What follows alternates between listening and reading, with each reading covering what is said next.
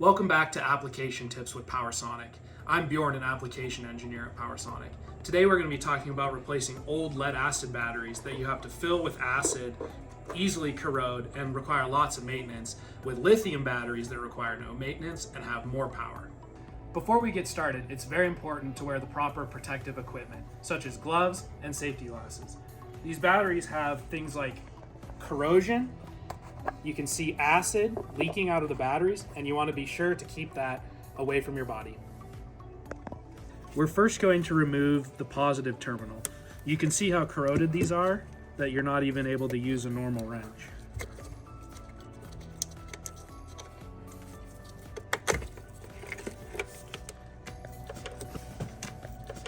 This is from the leaking acid. These terminals were actually cleaned about 3 weeks ago.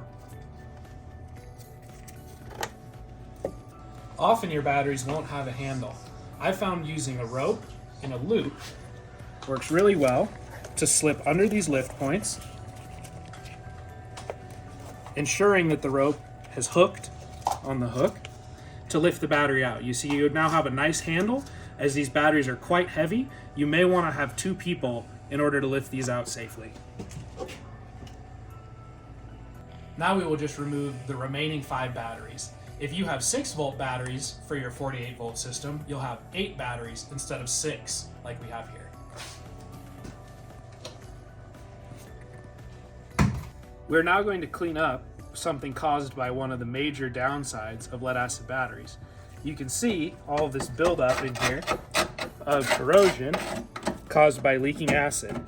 We'll want to be sure we get all this out of here before putting in the new lithium batteries. We're now going to install the bus block. This is what connects the 2 batteries together in parallel to run the golf cart. Every golf cart is a little different, so you'll have to find somewhere to mount the bus block. You can mount it over here. Some golf carts will have a plastic tray to mount it up here. We have to meet these 2 cables. So we're going to cut this zip tie, and we are going to mount the bus block back here so that we have easy access to both the negative cable, the positive cable, and the cables we'll be adding for the batteries later.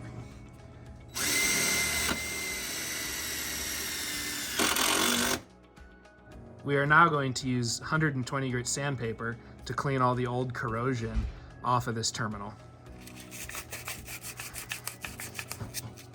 You can see how quickly all that dirt and corrosion comes off. Now, while holding a finger underneath this bolt, I'll remove the nut and the washer,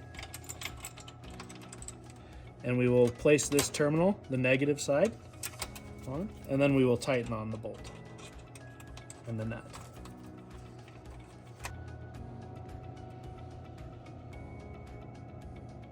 Hopefully this doesn't happen to you, but this terminal was so corroded that it actually broke off. To fix this, we're going to have to cut off the old end, restrip the wire, and crimp on a new connector. So you can see we need to go far enough to go under the corrosion.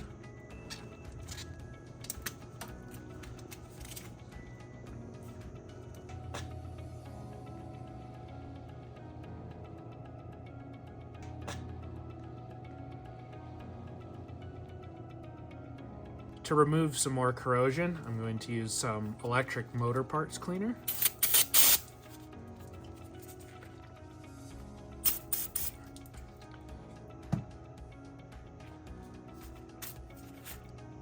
Now we are going to select an appropriate sized ring terminal. So 6-gauge wire, and then we will want to select a ring that's large enough to fit on our terminal. So you can see this one fits on the terminal. You always want to make sure that all of your conductors are inside of the ring terminal. We're now going to crimp the connector by inserting into this crimping tool.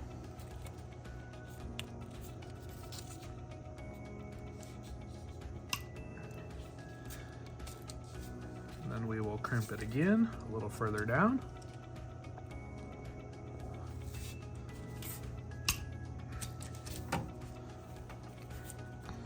And then again turned 90 degrees.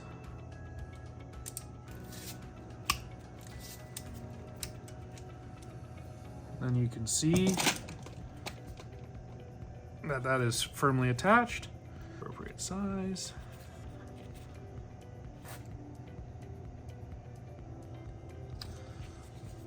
Now that we have affixed this new terminal, then we will do the same thing as before, holding the bolt from the bottom. We'll remove the nut, the washer, place the terminal on,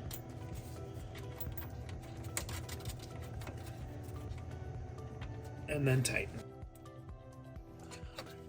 I'm now going to add a couple of zip ties to prevent the wires from rubbing on hard corners of the frame. This one I'm going to just put around the wire without actually attaching it to anything, so that when the wire rubs on this frame, it rubs on the zip tie instead of the wire casing. I always cut off my zip ties flush for a clean look, in addition to a soft edge that won't slice you. Depending what kit you buy, you will get a varying number of these Anderson extension cables. Each battery comes with one, and if you get a kit with a charger, you'll get a third cable. We're now going to attach all the positives to the bus block and all the negatives to the bus block. I will now remove all these nuts.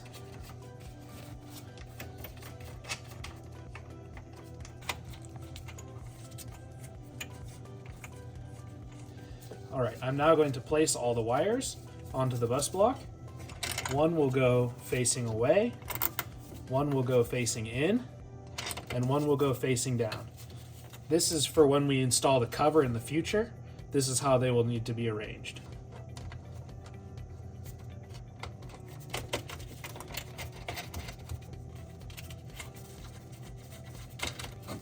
Again, ensuring that they're arranged properly. I'll then tighten them down with a 14mm wrench.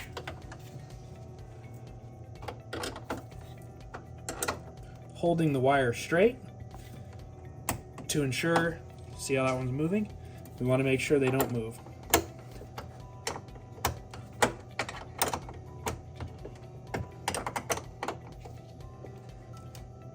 You don't need to tighten these too much, just past snug.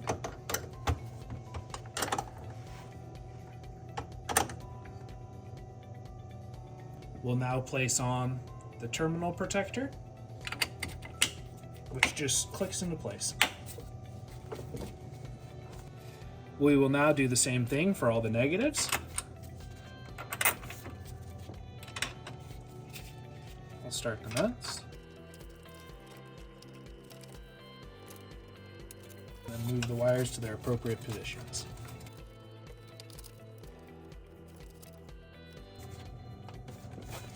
Now you may be asking, is it important that one wire goes to the same position in the bus block, like this one? No, it's not important. You can have, like this wire, where it's going to two different positions on the bus block. As it's a bus and these are all common together, it's not important which one goes where, as long as all the positives or pluses or reds are on one side and all of the negatives or blacks or minuses are on the other side. We'll now install the negative protector. These will come with this one not punched out. That's if you're not installing the charger, where you would need this third line. You can simply push one way and then push the other way, and they'll snap out. And that way you have both open to then place on the terminal, making sure it snaps in place. We're now ready to install the PowerSonic Lithium golf cart battery. These are much easier to install than it was to take the lead acid batteries out, as they weigh about half as much. We will start by using the convenient carrying handles to place the battery in. I'll then place the other one in right next to it, ensuring the cables are out of the way.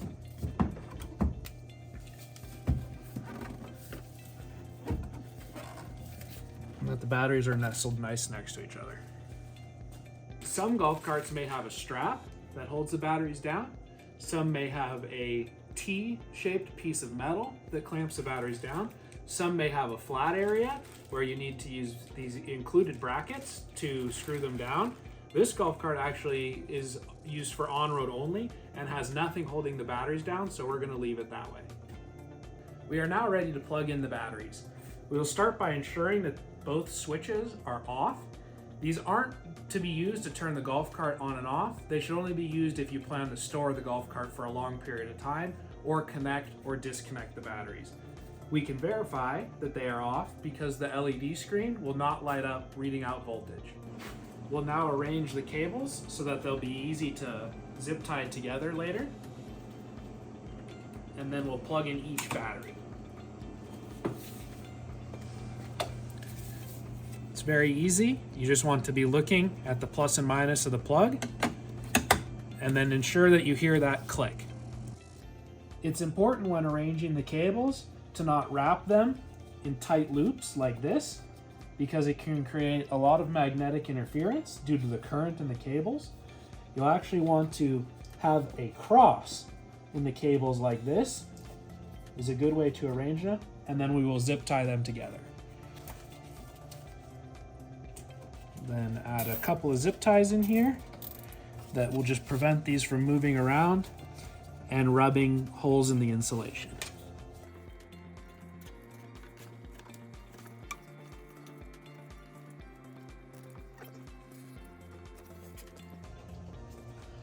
We will then again clip the ends off of them.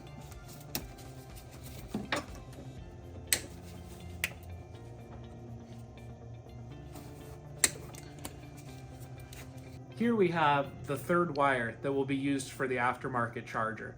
If you're using the charger that comes with your golf cart, this won't be necessary, but we are going to simply use a couple of pieces of Velcro to wrap this cable up in here for when we will be using the external charger. I'm simply going to Velcro it to the handle here.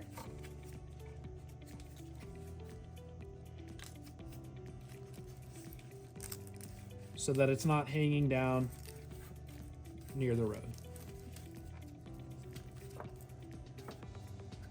After checking one more time that all of our positives are going to the same side and all of our negatives are going to the same side, we can then turn on the batteries one at a time. Pausing between each. And now you're ready to go. It's always important to charge your batteries before the first use, as they won't arrive fully charged for you due to shipping restrictions.